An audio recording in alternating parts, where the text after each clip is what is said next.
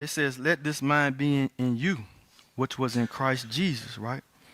Because we supposed to be walking like the Lord. That's why it's saying, let this mind be in you, which was also in Christ Jesus, who being in the form of God, right?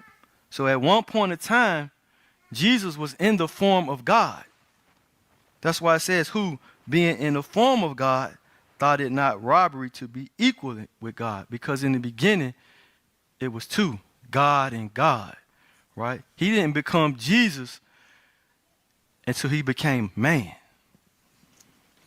That's why it's saying, once again, who being in the form of God, thought it not robbery to be equal with God. Because in the beginning, hey, they both were God. But what did he do, bro? Verse 7, read that again. But made himself of no reputation. Right, he humbled himself, right? Because that was actually the plan was made from the beginning. He said, but he made himself of no reputation. So when he was on this earth, he wasn't walking around talking about some, I'm God, do what I say. Right? He didn't make himself of no reputation. But what he took, bro? And took upon him the form of a servant. Right, God made himself a servant, right? Right, that's an example for us. Ain't none of us gods, but we supposed to be servants to one another.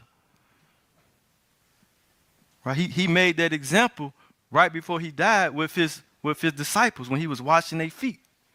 Right, he was showing them that, hey, forget the titles, you got to serve one another. Because that's what he did. But verse 7, but made himself of no reputation and took on the form of a serpent and was made into the likeness of men.